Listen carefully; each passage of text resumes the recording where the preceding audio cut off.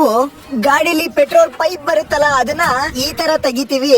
ಮತ್ತೆ ಇದನ್ನ ಇಲ್ಲಿಂದ ತೆಗೆದ್ಬಿಟ್ಟು ನಾವು ಬಿಸಾಕ್ಬಿಡ್ತೀವಿ. ಗೈಸ್ ನಾವೀಗ ಗಾಡಿ ಒಳಗಡೆ ಏನ್ ಪೆಟ್ರೋಲ್ ಇತ್ತಲ್ಲ ಅದನ್ನ ನಾವು ಹೊರಗಡೆ ತೆಗಿತಾ ಇದೀವಿ. ಟ್ಯಾಂಕ್ ಅಲ್ಲಿ ಇದ್ದ ಪೆಟ್ರೋಲ್ ಎಲ್ಲ ಈಗ ಖಾಲಿ ಆಗುತ್ತೆ. ಮತ್ ಈಗ ನಾವ್ ಏನ್ ಮಾಡ್ತೀವಿ, ನಾವು ಸಿಂಪಲ್ ಆಗಿ ಇಲ್ಲಿ ಪೆಟ್ರೋಲ್ ಹೋಗ್ತಾ ಹೋಗ್ತಾನೆ ಈ ಪೆಟ್ರೋಲ್ ಟ್ಯಾಂಕ್ ನ ಕ್ಯಾಪ್ ನ ತೆಗಿತೀವಿ ಈ ತರದಲ್ಲಿ. ಮತ್ತೆ ನಮ್ಮ ಹತ್ರ ಇದೆ ಇಲ್ಲಿ ಸಿಕ್ಕಾಪಟ್ಟೆ ನೀರು, ಹೆಚ್ಚು ಕಮ್ಮಿ 20 ಲೀಟರ್ ಇದೆ. ಇದನ್ನ ನಾವು ಹಾಕ್ತಿವಿ ಈಗ ಈ ಗಾಡಿಯ ಪೆಟ್ರೋಲ್ ಟ್ಯಾಂಕ್ ನ ಒಳಗಡೆ ಈ ತರದಲ್ಲಿ. ನೀವ್ ನೋಡ್ತಾ ಇರ್ಬೋದು ಇಲ್ಲಿ ನೀರ್ ಬೀಳ್ತಾ ಇರೋದು. ಮತ್ತೆ ಇದು ನಿಜವಾಗ್ಲು ಸಿಕ್ಕಾಪಟ್ಟೆ ನಿಜವಾದ ನೀರು. ಅಂದ್ರೆ ನಾವು ಮುಂಚೆ ಒಂದ್ಸರಿ ವಿಡಿಯೋದಲ್ಲಿ ಗಾಡಿನ ಡ್ರಿಂಕ್ಸ್ ಹಾಕ್ಬಿಟ್ಟು ಓಡಿಸಿದ್ವಿ. ಆವಾಗ ತುಂಬಾ ಜನ ಕಮೆಂಟ್ ಮಾಡಿದ್ರು, ಧೈರ್ಯ ಇದ್ರೆ ನಿನ್ಗೆ ನೀರ್ ಹಾಕಿ ಗಾಡಿನ ಓಡಿಸು ಅಂತ.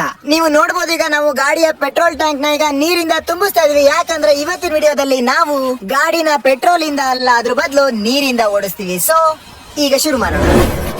ನಮ್ಮ ರಕ್ತದಲ್ಲಿ ಟೈಟಾನಿಯಂ ಇದೆ. ನೀವು ಇದು ಯಾವುದನ್ನು ಮನೆಯಲ್ಲಿ ಮಾಡಲು ಪ್ರಯತ್ನಿಸಬೇಡಿ.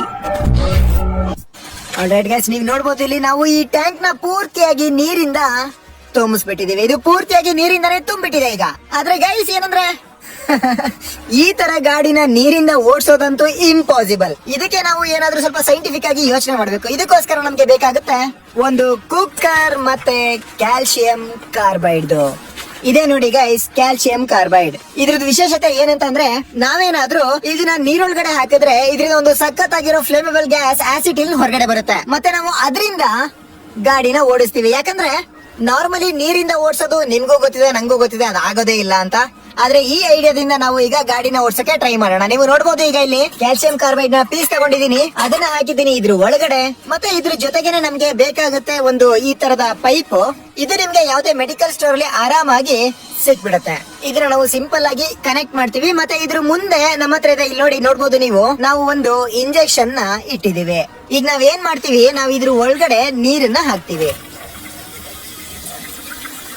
ಈಗ ನೀವು ನೋಡ್ಬೋದು ಇದ್ರ ಒಳಗಡೆ ಯಾವ ತರದಲ್ಲಿ ಗ್ಯಾಸ್ ಹೊರಗ್ ಬರ್ತಿದೆ. ಈಗ ನಾವ್ ಏನ್ ಮಾಡ್ತೀವಿ, ನಾವ್ ಈ ಕುಕ್ಕರ್ ನ ಮುಚ್ಚಿಬಿಡ್ತೀವಿ.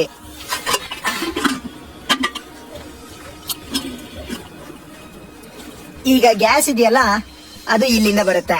ಮತ್ತೆ ಇಲ್ಲಿ ಒಂದು ಚಿಕ್ಕದಾಗಿರುವಂತ ಒಂದು ಮೆಕ್ಯಾನಿಸಮ್ ಇದೆ, ಇದರಿಂದಾಗಿ ನಾವು ಕಂಟ್ರೋಲ್ ಮಾಡಬಹುದು ಯಾವ್ದ್ರಲ್ಲಿ ಎಷ್ಟೊಂದು ಗ್ಯಾಸ್ ಹೋಗ್ತಿದ್ಯಾ ಅಥವಾ ಇಲ್ವಾ ಅಂತ.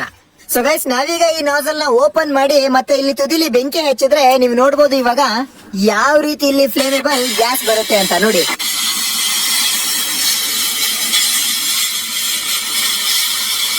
ಇದೆಷ್ಟು ಜೋರಾಗಿದೆ ಅಂತಂದ್ರೆ ಇದರಿಂದ ನಾವು ವೆಲ್ಡಿಂಗ್ ನ ಕೂಡ ಮಾಡಬಹುದು. ನೋಡಿ,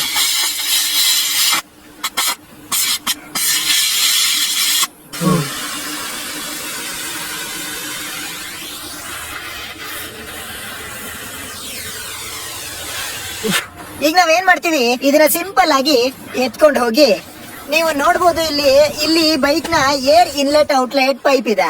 ಇಲ್ಲಿ ನೋಡಿ, ಏರ್ ಇಂಟೆಕ್ ಪೈಪ್ ಇದೆ. ಈಗ ನಾವೇನ್ ಮಾಡ್ತೀವಿ, ಈಗ ಸಿಂಪಲ್ ಆಗಿ ಈ ಇಂಜೆಕ್ಷನ್ ಏನಿದೆಯಲ್ಲ ಇದನ್ನ ಸೀದಾ ಇದ್ರ ಒಳಗಡೆ ಈ ತರದಲ್ಲಿ ಚುಚ್ ಬಿಡ್ತೀನಿ. ಚಳಿಯಿಂದಾಗಿ ಈ ಪೈಪ್ ತುಂಬಾ ಟೈಟ್ ಆಗ್ಬಿಟ್ಟಿದೆ. ನಾವು ಏನ್ ನೋಡ್ಕೋಬೇಕು ಅಂದ್ರೆ ಇದು ಬೆಂಡ್ ಆಗ್ಬಾರ್ದು ಅಥವಾ ಮುರಿಬಾರ್ದು, ಸೀದಾ ಇದ್ರ ಒಳಗಡೆ ಹೋಗ್ಬಿಡ್ಬೇಕು ಈ ತರ.